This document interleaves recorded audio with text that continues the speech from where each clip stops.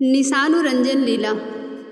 Shri Yamuna pooling पर प्रिया प्रीतम घूम रहे हैं। सखियों की टोली आगे पीछे तथा दाहिने बाएं घेरे हुए चल रही है। श्याम सुंदर ने बाएं हाथ से श्री प्रिया जी की कमर के दाहिने ओर के अंचल के एक छोर को पकड़ रखा है तथा प्रिया जी श्याम सुंदर के बाएं कंधे को दाहिने हाथ से पकड़े हुई हैं एवं बाएं हाथ से कमल का पुष्प डंटी के सहारे पकड़कर घुमाती जा रही हैं।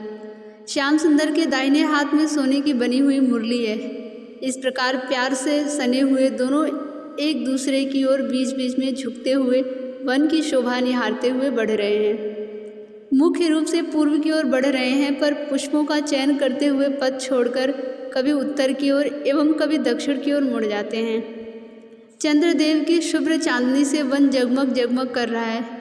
श्री प्रिया एवं सभी सखियां चंपई रंग की रेशमी साड़ियां पहने हुई हैं। साड़ियों की ज्योति से चंद्रमा की किरणों का संयोग होकर एक विचित्र ही आभा फैल रही है। श्याम सुंदर धोती पहने हुए हैं तथा उनके कंधे पर दोनों ओर लटकती हुई गाढ़े पीले रंग की चादर शोभा पा रही है।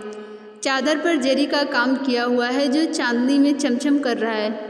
श्री श्याम सुंदर के अंग से नीलिमा मिश्रित एवं श्री प्रिया के अंग से पीत पुटित शुभ्र ज्योति निकल रही है तथा अत्यंत मनमोहक सुगंध उड़ उड़कर वन्य पुष्पों की सुगंध को अनंत गुना बना रही है।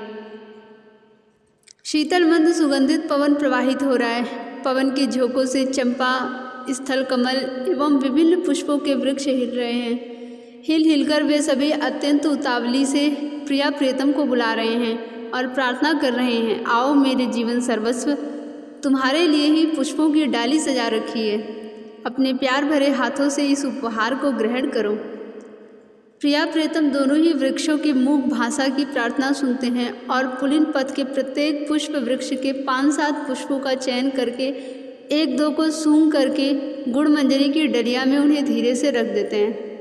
कभी श्याम सुंदर प्रिया जी को खींचते से ले जाते हैं तथा कभी प्रिया जी श्याम सुंदर को खींचती हुई ले जाती हैं। किसी वृक्ष के पास पहुंचकर प्रिया जी आनंद में भरकर उन्मुक्त कंठ से हंस पड़ती हैं तथा वृक्ष की फूलों से लदी हुई किसी शाखा को झुकाकर श्याम सुंदर के मुख के पास ले जाती हैं। ऐसा करने पर श्याम सुंदर अत्यंत प्यार से श्री प्रिया की ठोड़ी को छूकर हंसते हुए उस शाखा से 1-2 पुष्प तोड़कर श्री प्रिया के सिर पर रख देते हैं। श्री प्रिया उसी पुष्प को श्याम सुंदर के कंधों पर रख देती हैं तथा फिर सिर झुकाकर मुस्कुराने लगती हैं। इस प्रकार कभी कुछ एवं कभी कुछ क्रीड़ा करते हुए प्रत्येक वृक्ष लता आदि को छू छूकर उनका आनंद वर्धन करते हुए पूर्व दिशा की ओर बढ़ते चले जा रहे हैं। मयूरों की टोली आनंद में भरकर पंख फैलाकर नृत्य कर रही है। श्याम सुंदर को खींचती हुई श्री प्रिया किसी टोली के पास आ पहुँचती हैं।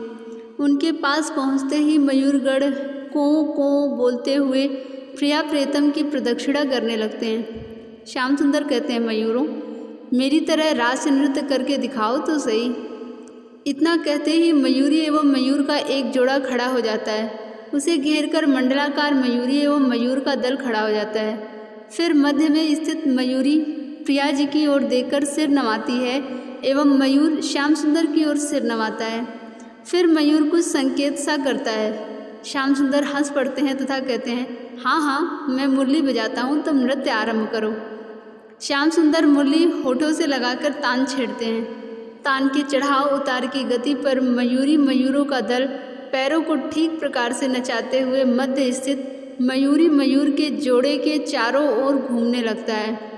मध्य स्थित मयूरी एवं मयूर दोनों अपनी चोंचों को मिलाकर वहीं अपने स्थान पर ही मुरली के सुर के अनुसार थिरकते हुए घूम रहे हैं। श्याम सुंदर एवं प्रिया जी का मुख इस समय दक्षिण की ओर है तथा सखियां मयूर मंडली की चारों ओर से घेरे हुए क्रीड़ा देख रही हैं। श्री प्रिया खिलखिलाकर हंस पड़ती हैं। गुड़ मंजरी के पास पुष्पों से भरी हुई जो डलिया है उसमें से रानी अपने दोनों अंजलि में पुष्प भर लेती हैं तथा इस प्रकार बिखेरती हैं कि सभी मयूरी मयूरों पर 1-2 पुष्प अवश्य गिरते हैं। पुष्प गिरते ही मयूरों का दल आनंद में विह्वल होकर कलरव करने लगता है। सखियां एवं प्रिया जी और हंसने लगती हैं और सारा वन गूंजने लग जाता है। इस प्रकार सखियां एवं प्रिया जी हंसते हंसते लोटपोट होने लगती हैं। श्री प्रिया अत्यधिक हंसती हुई और श्याम सुंदर की पीठ चादर को झटकती हुई वहीं उनके चरणों के पास बैठकर लोटपोट होने लगती हैं। श्री प्रिया के बैठते ही श्याम सुंदर भी वहीं धीरे से बैठ जाते हैं, पर मुरली बजाना बंद नहीं करते। इस पर श्री प्रिया जी खिलखिलाकर हंसती हुई दाहिने हाथ से श्याम सुंदर का बायां कंधा पकड़कर बाएं हाथ से मुरली को होठों से हटा देती हैं। अब श्याम सुंदर भी अत्यधिक हंसने लगते हैं। मुरली बंद होते ही मयूरों का दल नृत्य बंद करके चुपचाप खड़ा हो जाता है, पर सखियों के तथा प्रिया प्रियतम के हंसने का एवं मयूरों के कलरव का तार कुछ क्षणों तक टूटता नहीं। कुछ क्षण के बाद श्याम सुंदर पहले संभलते हैं, फिर प्रिया जी हंसी संभालती हैं तथा अन्य सभी सखियां भी। अब जो सखियां मंडलाकार खड़ी थीं वे दौड़ दौड़ करके श्याम सुंदर एवं प्रिया जी के पास आकर खड़ी हो जाती हैं। अभी भी बीच बीच में कोई कोई सखी हंस पड़ती हैं, फिर कुछ क्षण के लिए नीरवता छा जाती है। अब इस नीरवता को भंग करके मुस्कुराते हुए श्याम सुंदर कहते हैं, प्रिय, मयूरों का नृत्य का पुरस्कार दो। राधा रानी मुस्कुराती हुई खड़ी हैं।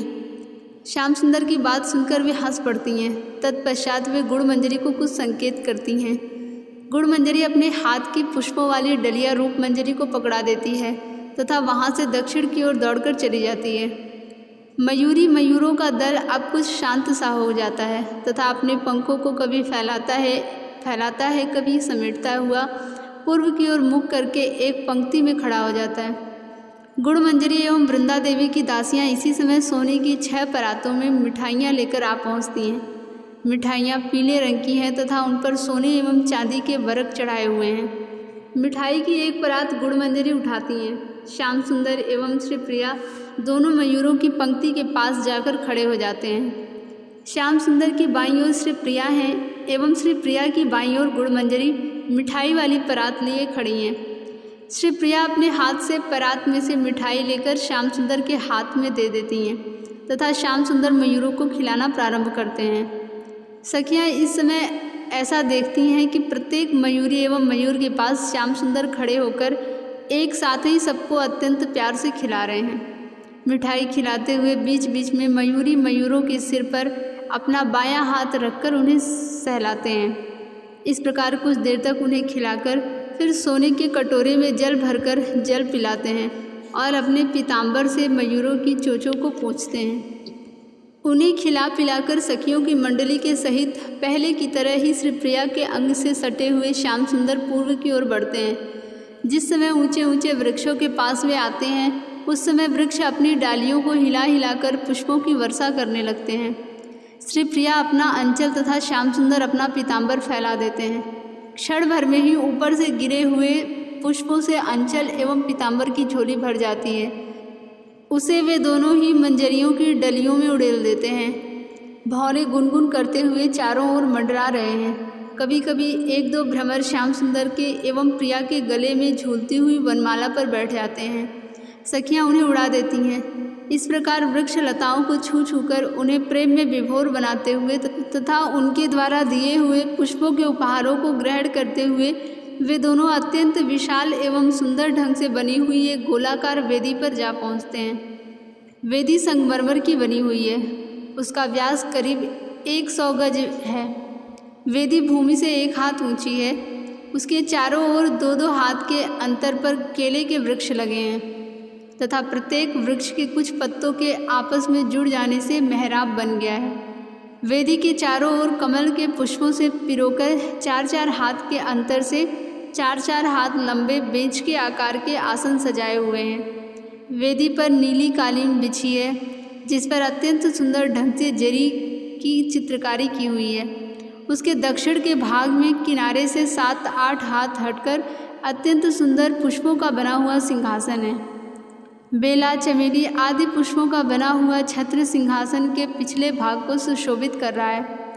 चंद्रमा की किरणों का प्रवेश होने देने के लिए चांदनी तो हटा दी गई है, पर प्रत्येक केले के स्तंभ जो वेदी के चारों ओर लगे हैं उनसे संबद्ध करते हुए पतली लताओं के द्वारा अत्यंत विशाल गुंबद वेदी के ऊपर बना हुआ है। लताओं में तरह तरह के पुष्प खिले हुए हैं। गुंबद के बीच में अर्थात शिखर के पास नीचे एवं ऊपर 2 मणियाँ जड़ी हुई हैं। जिनकी किरणों से अत्यंत सुंदर उज्जवल शीतल प्रकाश निकल रहा है। वह प्रकाश इतना अधिक है कि दिन सा हो गया है। वेदी चमचम कर रही है। इसी वेदी पर श्री प्रिया प्रीतम सखियों की टोली के साथ उत्तर की ओर से चढ़कर चलते हुए सिंहासन के पास आ पहुँचते हैं। वृंदा देवी अपने अंचल से सिंहासन को पोंछती हैं तथा उस पर श्याम सुंदर एवं राधा रानी को हाथ पकड़कर बैठाती हैं। उनके बैठने पर सखियां भी बैठ जाती हैं। ललिता के संकेत करते हुए वृंदा की दासियां तुरंत अनेक प्रकार के वाद्य यंत्रों को, जो वेदी के पश्चिम की ओर 10 गज के अनंतर बने हुए छोटे से निकुंज में रखे थे, ला ला कर के रख देती हैं। जिस प्रकार पश्चिम की ओर एक निकुंज है, वैसे ही पूर्व एवं दक्षिण की ओर भी लताओं से बनी हुई उतनी ही बड़ी एक एक निकुंज है। उत्तर की ओर लगभग 40 गज की दूरी पर यमुना जी प्रवाहित हो रही हैं। वेदी के सिंहासन पर बैठे हुए प्रिया प्रीतम यमुना की ओर दृष्टि डालते हैं तथा कभी पीछे स्थित निकुंज की ओर। वृंदा पनबट्टे से पान निकालकर प्रिया जी के संकेत के अनुसार श्री कृष्ण को देना चाहती हैं, पर श्री कृष्ण पहले प्रिया जी को खिलाने के लिए आग्रह करते हैं। जब प्रिया जी वृंदा के हाथ से पहले पान नहीं स्वीकार करती तो श्री कृष्ण वृंदा के हाथ से पान ले लेते हैं तथा बाएं हाथ से श्री प्रिया के कंधे को पकड़े रखकर दाहिने हाथ से पान को राधा रानी के होठों से लगा देते हैं। रानी लजाई सी होकर पान को अपने दांतों से थोड़ा पकड़ लेती हैं। उनके ऐसा करते ही श्याम सुंदर पान को झटक लेते हैं तथा हंसते हुए यह कहकर कि अच्छा, मैं ही पहले खा लेता हूँ, तुम्हारी ही जीत सही, वह पान अपने मुंह में रख लेते हैं। प्रिया जी ने बड़ी शीघ्रता से हाथ बढ़ाया, पर उनका हाथ पहुँचने के पहले ही पान श्याम सुंदर ने अपने मुख में रख लिया। प्रिया जी तिरछी चितवन से विहंसती हुई बोली, धूर्त, इधर सखियाँ हाथों से वाद्य यंत्रों का सुर ठीक कर रही हैं, पर उनकी दृष्टि श्याम सुंदर के मुखारविंद पर ही टिकी है। प्रिया जी के मुख से धूर्त शब्द सुनकर सभी खिलखिलाकर हंस पड़ती हैं। श्याम सुंदर बड़े प्रेम से कहते हैं, अच्छा, अब ऐसा नहीं करूँगा। तुम्ही ने तो वृंदा को संकेत किया था कि पान पहले मैं खाऊं, इसीलिए कि कहीं तुम रुष्ट ना हो जाओ। मैंने पहले खा लिया, अब तुम खा लो। श्याम सुंदर वृंदा के हाथ से बीड़ा लेकर प्रिया जी के मुख में देने लगते हैं। प्रिया जी इस बार श्याम सुंदर का हाथ पकड़े रखती हैं तथा सावधानी से बीड़े को अपने मुंह में धीरे धीरे ले लेती हैं। इन दोनों को बीड़ा खिलाकर वृंदा सभी सखियों को बीड़ा खिलाने चलती हैं, पर श्याम सुंदर सिंहासन से उठकर स्वयं पनबट्टे से पान निकालते हैं तथा सखियों को खिलाते हैं। प्रत्येक सखी ऐसा अनुभव कर रही है कि श्याम सुंदर पहले पान मुझे खिलाने आए हैं, अतः आनंद में विवल हो जाती है, पर साथ ही नखरे से यह कहती है, मैं तो अभी सुर ठीक कर रही हूँ, पहले उसे दे आओ, फिर मुझे दे देना। श्याम सुंदर अत्यंत प्यार से कहते हैं, हाथ से थोड़े ही खाओगी, तू वाद्य का सुर ठीक करती रह, मैं तुम्हारे मुंह में पान रख देता हूँ। सखी कहती है, धूर्तता तो नहीं करोगे, अर्थात राधा रानी की तरह मुंह में देकर फिर झटक कर अपने मुंह में तो नहीं रख लोगे। श्याम सुंदर हंसकर कहते हैं, सर्वथा नहीं। तब सखी पान खाने के लिए अपना मुंह खोल देती है और श्याम सुंदर उसके मुख में पान दे देते हैं। उसे पान खिलाकर फिर उसके कपोलों को अपने दाहिने हाथ की तर्जनी से छूकर कहते हैं, देखना भला चूना अधिक हो तो उगल देना। सखियाँ हंसती हुई कहती हैं, हाँ हाँ, उगल दूंगी। इस प्रकार एक साथ ही सबको पान खिलाकर श्याम सुंदर फिर राधा रानी के पास आकर सिंहासन पर बैठ जाते हैं। राधा रानी को पान खिलाते समय श्याम सुंदर ने अपनी मुरली सिंहासन पर रख दी थी। वे जब पान खिलाने उठे थे तो राधा रानी ने उसे उठाकर अपने हृदय से लगा लिया था। ऐसा करते ही वे समाधिस्थ सी हो गई थी। दृष्टि तो श्याम सुंदर की ओर लगी थी, परंतु मुरली को अपने हृदय से लगाए हुए चित्र की तरह बैठी हुई थी। श्याम सुंदर जब पुनः सिंहासन पर बैठे तब भी श्री प्रिया मुरली दबाए उसी प्रकार बाह्य ज्ञानहीन सी स्थिति में बैठी रहीं। श्याम सुंदर निर्निमेष नैनों से श्री प्रिया की मुख शोभा निहारते हुए कुछ देर तक सिंहासन पर शांत भाव से बैठे रहते हैं। इसी समय दोनों की यह अवस्था देखकर ललिता खिलखिलाकर हंस पड़ती हैं। ललिता के हंसने से श्याम सुंदर की भाव समाधि शिथिल हो जाती है और वे रानी की ठोड़ी को दाहिने हाथ की अंगुलियों से छूकर कुछ हिलाते हुए से कहते हैं, प्रिय, आज मुरली का अहो भाग्य है कि इसे तूने अपने हृदय से लगाकर इसकी सारी व्यथा दूर कर दी।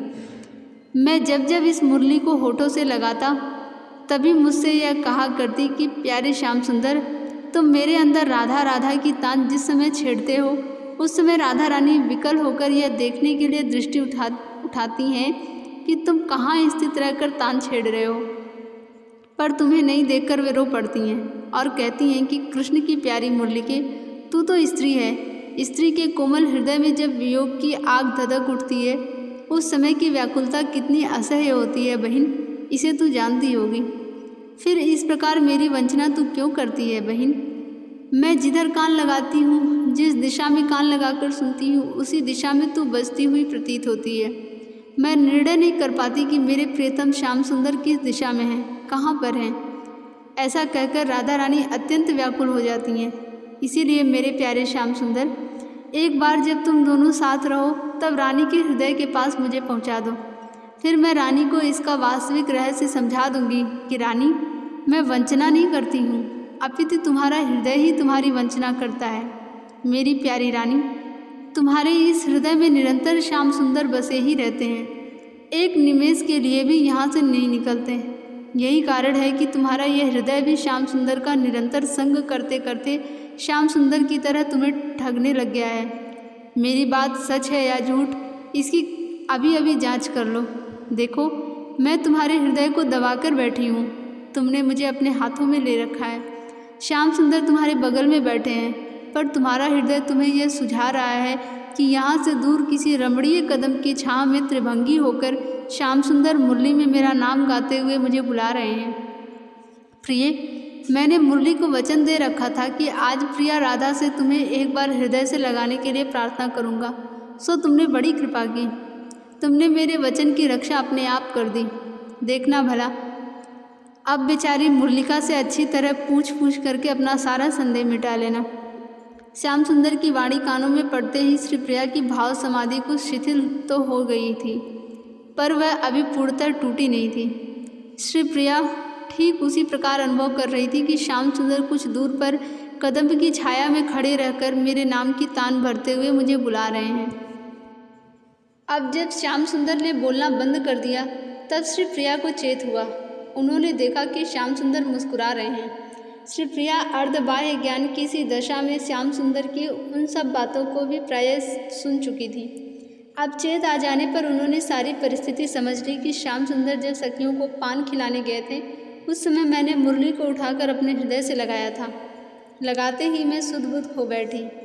रानी संकुचित सी हो गई तथा दाहिने हाथ से श्याम सुंदर के कंधे को हिलाती हुई एवं बाएं से मुरली को श्याम सुंदर के होठों पर रखती हुई बात बदलने के उद्देश्य से बोल उठी। प्यारे श्याम सुंदर, आज विशाखा ने मुझे संध्या के समय बड़ा ही सुंदर एक गीत सुनाया था। मैं फिर सुनूंगी। तुम विशाखा की वीणा सुर में मुरली बजा दो। देखना, जानबूझकर सुर नहीं बिगाड़ना।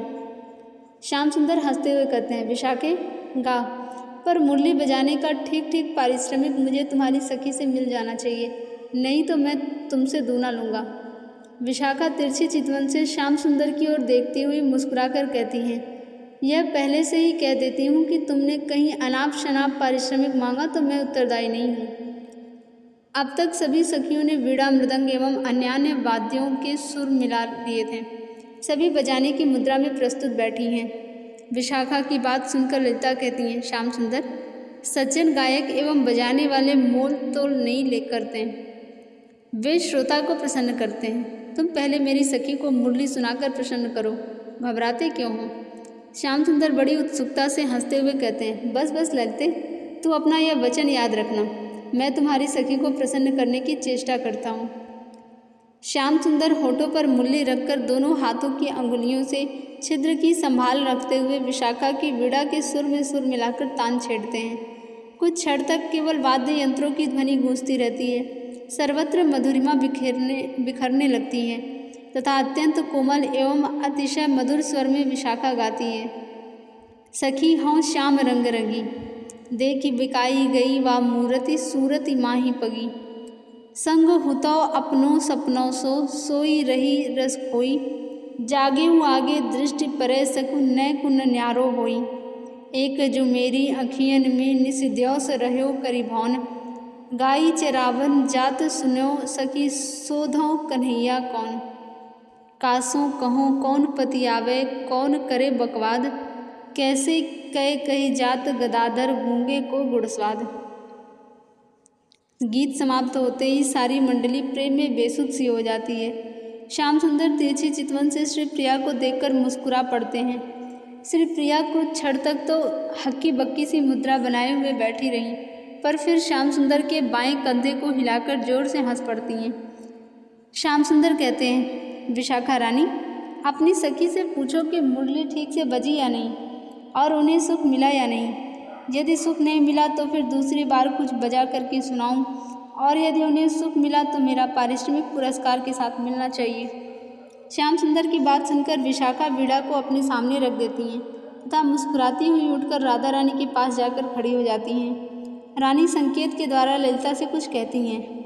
ललिता आकर श्याम सुंदर के सामने खड़ी हो जाती हैं तथा कहती हैं, देखो, न्याय की बात यह है कि पुरस्कार तो मुरली को मिले और पारिश्रमिक तुम्हें। अवश्य यह ठीक है कि मुरली भी तुम्हारी ही है और प्रकारांतर से यह पुरस्कार तुम्हारे ही पास आ जाएगा, पर यह हमारी जाति की है, इसलिए इसे तुम्हारे सामने हम लोगों के द्वारा दिए हुए पुरस्कार से भूषित होने में संकोच होगा, इसीलिए इसे हमें दे दो। राधा से हमारी बात हो गई है, मैं इसे पुरस्कार देकर फिर तुम्हारे पास ला दूंगी तथा पारिश्रमिक की बात तुम विशाखा से करो, मैं उस संबंध में कुछ नहीं जानती। श्याम सुंदर मुस्कुरा कर कहते हैं, अरे तू अच्छी पंच बनी, तुम्हें पता है यह मुरली हमसे कितना प्रेम करती है। मुझे तुम्हारी सखी को तो मनाने में अत्यधिक अनुनय करना पड़ता है और यह लाज छोड़कर मेरे संकेत से ही अपने होठों को मेरे होठों पर रखकर जो मैं कहता हूँ वही करने लग जाती है। इसे मेरे सामने पुरस्कार स्वीकार करने में तनिक भी संकोच नहीं होगा, तू ला कर दे तो सही। ललिता मुस्कुराती हुई कहती है, अच्छा यही सही, क्या करूँ, तुम मानते ही नहीं। हमें यदि देते तो अधिक लाभ होता, पर जाने दो। अच्छा सुनो, जितनी देर तुमने इसे होठों पर रखकर विशाखा के संगीत के लिए इसमें सुर भराए, उतनी देर मेरी सखी राधा इसे अपने होठों पर रखकर इसका सम्मान करती हुई तुम्हारे गाने के समय इसमें सुर भरेगी। श्याम सुंदर बहुत प्रसन्न होकर कहते हैं, ललिते, सुंदर से सुंदर, तुम एवं तुम्हारी सखी ने बहुत उदारता से पुरस्कार दिया है।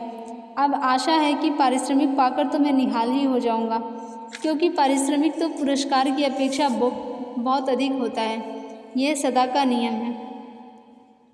श्याम सुंदर बड़ी फुर्ती से श्री प्रिया के होठों पर वंशी रख देते हैं। श्री प्रिया उसके ऊपरी छिद्र में फूंक भरने लगती हैं, बाएं हाथ से वंशी को पकड़े रहती हैं और दाहिना हाथ श्याम सुंदर के बाएं कंधे पर ही रखे रहती हैं। श्याम सुंदर कुछ तिरछे बैठकर वंशी के अन्य छिद्रों को अपने दोनों हाथों से दबाते उठाते हुए सुर ठीक करते हैं। फिर वीणा एवं अन्य वाद्य यंत्र बजने लगते हैं एवं मधुरतम सुंदरतम स्वर में श्याम सुंदर गाना प्रारंभ करते हैं। प्यारी तेरे नैनन को व्यवहार, रूप तुरंग चढ़े मदमाते मृग मन करत शिकार, बाँह कमान रही चढ़ दिन प्रति चितवनी बान सुचार, सहज अरुण अति घूम घुमारे खूनी खून खुमार, कज्जल रेख अनि अति तीखी निरखी डरत सतमार, अलबेली अलिप्राण विहंगम परे प्रेम के जार। श्याम सुंदर के कंठ की मधुरिमा से सारा वन रसमय हो उठता है। वेदी के चारों ओर जो केले के वृक्ष लगे हैं उनमें से भी रस चूने लग जाता है। यद्यपि श्याम सुंदर संगीत बंद करके मंद मंद मुस्कुराते हुए श्री प्रिया के मुखारविंद की ओर देख रहे हैं, पर अभी भी दिशाओं से यह ध्वनि अत्यंत मधुराति मधुर होकर गूंजती हुई सुन पड़ रही है, अलबेली अलिप्राण विहंगम परे प्रेम के जार। श्री प्रिया बहुत धीरे से खड़ी हो जाती हैं तथा चित्रा को संकेत से अपने पास बुलाती हैं। वे उसके कान में कुछ धीरे से कहती हैं। चित्रा श्याम सुंदर से कहती है, देखो श्याम सुंदर, अब मेरी सखी गाना चाहती है, पर यह वचन देना पड़ेगा कि तुम संगीत समाप्त होने तक स्थिरतापूर्वक बैठे बैठे सुनते रहोगे। श्याम सुंदर कुछ देर तक सोचते रहते हैं, फिर मुस्कुराकर कहते हैं, अच्छी बात है, जब तक संगीत होता रहेगा तब तक मैं स्थिरतापूर्वक बैठकर सुनता रहूँगा। श्री प्रिया विशाखा के हाथ से वीणा ले लेती हैं तथा वीणा विनिंदित स्वर में गाने लगती हैं। जब रूप के रंग रंगी सजनी तब पौड़ी पलोटी सुआवही को, मुख कंज मनोज पे भृंगिन सी लपटी चपटीन उड़ावही को। जब मादक माधुर्य पान पगी तब घूंघट ओट दुरावही को, गुणवारे गोपाल की आँखिन सौ उर्जी अखियाँ सुरझावही को। श्याम सुंदर मंद मंद मुस्कुराते हुए श्री प्रिया की ओर एकटक देखते हैं। श्री प्रिया दृष्टि उठाकर कई बार देखती हैं, पर श्याम सुंदर को अपनी ओर देखते हुए दृष्टि मिल जाने से लजाकर आंखें नीची कर लेती हैं। श्री प्रिया गाती जाती हैं तथा वे बीच बीच में इस प्रकार दृष्टि उठाकर श्याम सुंदर को देखने की चेष्टा करती हैं। अंतिम चरण पूरा होते ही कई सखियां धीरे से एक साथ ही बोल उठती हैं, बहन बंद मत कर देना, एक और। सखियों के अनुरोध पर प्रिया फिर गाती हैं, चकोर चकोर बनाए भटू ससी आनन सो शर्मावही को, मृदु बोलन गाढ़ कपोल धसी फसी रूप सरोवर पावही को, सुरतान ते मोहि मृगी जो अली बहुरो बन बीथी मिलावही को, गुणवारे गोपाल की आँखिन सो उर्झी अखियाँ सुरझावही को। इस बार अंतिम चरण गाते गाते श्री प्रिया का कंठ भर आता है, गला रुद्धकर स्वर अस्पष्ट होने लग जाता है, सारा शरीर पसीने से भर जाता है, आंखें बंद हो जाती हैं। वे मूर्छित होकर गिरने वाले ही थीं कि श्याम सुंदर चटपट आसन से उठकर श्री प्रिया को संभालने लगते हैं। श्री प्रिया यंत्र की तरह श्याम सुंदर की गोद में सिर रखकर लेट जाती हैं। श्याम सुंदर अपने दाहिने हाथ से श्री प्रिया के लीलार को सहलाने लगते हैं। सभी सखियों में प्रेम उमड़ रहा है। श्री प्रिया के गीत को सुनकर प्रायः सभी बाह्य ज्ञान शून्य सी हो गई हैं। केवल 2-4 मंजरियाँ बड़ी कठिनाई से अपने को संभाले रखकर खड़ी हैं तथा निर्निमेष नैनों से श्याम सुंदर की रूप सुधा का पान कर रही हैं। कुछ देर तक शांति, आनंद तथा प्रेम का प्रवाह इतना अधिक प्रबल रहता है कि सर्वत्र नीरवता छाई रहती है। प्रिया अपनी आंखें खोलकर देखती हैं, पर आंखें फिर बंद हो जाती हैं। धीरे धीरे सखियां भी भाव समाधि से जगकर श्याम सुंदर को देखती हुई मुस्कुराने लगती हैं। अब श्री प्रिया भी आंखें खोलकर मुस्कुराती हुई श्याम सुंदर की गोद से उठकर बैठ जाती हैं तथा बाएं हाथ से श्याम सुंदर के कंधे को एवं दाहिने हाथ से श्याम सुंदर की ठोड़ी को हिलाती हुई मुस्कुराकर कहती हैं, तुमने अपना वचन भंग क्यों कर दिया? संगीत के बीच में ही उठकर क्यों आए? श्याम सुंदर ने हंसते हुए कहा, मैंने वचन भंग सर्वथा नहीं किया है। जब तक संगीत संग प्लस गीत अर्थात ठीक ठीक तरह से गाया जाने वाला गीत था, तब तक स्थिरतापूर्वक सुनता रहा। तुमने संगीत को बिगाड़ दिया अर्थात तेरी वाणी लड़खड़ाने लग गई, तो मैं फिर बंधन में क्यों रहता? सखियां हंसने लगती हैं। वहीं श्री वृंदा की दासियां पीले रंग के पान की पत्तियों के बने हुए बीड़े सोने की परात में लाकर रख देती हैं। इस बार श्री प्रिया चट से 2 बीड़े उठाकर श्याम सुंदर के मुख में रख देती हैं। श्री श्याम सुंदर बीड़ा खाने लगते हैं। श्याम सुंदर 2 बीड़े उठाकर श्री प्रिया को खिलाना चाहते हैं, पर प्रिया कहती हैं, मुझे तो प्यास लगी है। श्याम सुंदर कहते हैं, प्यास तो मुझे भी लगी थी, पर तुमने मुंह में पहले पान खिला दिया, अब तुम्हारे हाथ का पान कैसे छोड़ देता। श्री प्रिया रूप मंजरी को संकेत करती हैं। रूप मंजरी प्याले के आकार के, पर प्याले से कुछ लंबी आकृति के सोने के गिलास में शीतल सुवासित जल लाती हैं तथा श्री प्रिया के हाथों में पकड़ा देती हैं। श्री प्रिया गिलास लेकर पानी पीने के लिए श्याम सुंदर को संकेत करती हैं। रानी के हाथ से श्याम सुंदर गिलास पकड़ लेते हैं। विशाखा उठकर श्याम सुंदर के मुख के पास पीकदानी ले जाती हैं। श्याम सुंदर उसमें पान को उगल देते हैं, फिर गिलास से घूंट भरकर उस सोने के कटोरे में जिसे लवंग मंजरी पास में लिए हुए खड़ी हैं कुल्ला कर देते हैं। फिर वे आधा गिलास पानी पी जाते हैं। इसके बाद गिलास को राधा रानी के होठों से लगा देते हैं। रानी लजाते लजाते 5-6 घूंट पानी पी लेती हैं। चित्रा दोनों के मुख को क्रमशः सुंदर रुमाल से पोंछ देती हैं। फिर रानी अत्यंत प्यार से श्याम सुंदर के मुख में एक बीड़ा रख देती हैं। श्याम सुंदर रानी के मुख में 2 बीड़े एक साथ ही रख देते हैं। श्याम सुंदर ने जानबूझकर 2 बीड़े उठाए थे। एक साथ ही उनको मुख में दे देने के कारण रानी का दाहिना कपोल किंचित ऊंचा सा हो जाता है। श्याम सुंदर मुस्कुराते हुए उसे देखने लग जाते हैं। श्री प्रिया कुछ और भी लजा जाती हैं तथा शीघ्रतापूर्वक पान को दांतों से कुचलकर पतला कर लेती हैं। पहले की तरह श्याम सुंदर सखियों को भी एक साथ ही एक क्षण में पान खिला देते हैं। अब परात के पान आधे हो जाते हैं। राधा रानी उठ पड़ती हैं, श्याम सुंदर भी उठ पड़ते हैं। इसी समय वृंदा की दासी सामने आती हुई श्री यमुना जी के प्रवाह में से एक कमल तोड़कर लाती है और प्रिया जी के हाथ में दे देती है। श्री प्रिया कमल को हाथ में लेकर कहती हैं, री एक और तोड़ ला। श्याम सुंदर से प्रिया की बात सुनकर चटपट बोल उठते हैं, प्रिय चलो आज नाव पर चढ़कर कमल के फूल तोड़ें। श्याम सुंदर की बात सुनते ही कई सखियां एक साथ बोल उठती हैं, हाँ हाँ चलो। विशाखा मुस्कुराती हुई उत्तर की ओर मुख करके चल पड़ती हैं। श्याम सुंदर हंसते हुए कहते हैं, विशाखा रानी, मेरा पारिश्रमिक मिलना अभी शेष है। यमुना के कमल वन से पार होने तक मुझे मिल जाना चाहिए। इसका दायित्व तुम पर है। विशाखा मुस्कुराती हुई आकर श्री राधा के कान में धीरे से कुछ कहने के लिए रानी का हाथ पकड़कर उन्हें अपनी ओर झुका लेती हैं तथा कान में कुछ कहती हैं। रानी मुस्कुराती हुई कहती हैं, बहुत ठीक। विशाखा कहती हैं, हाँ श्याम सुंदर, मिल जाएगा। मेरी सखी की आज्ञा हो गई है। बात समाप्त करके श्री प्रिया प्रियतम मंद मधुर गति से उत्तर की ओर चलते हुए कमल वन विहार के लिए यमुना तट पर आकर खड़े हो जाते हैं। जय जय श्री राधे।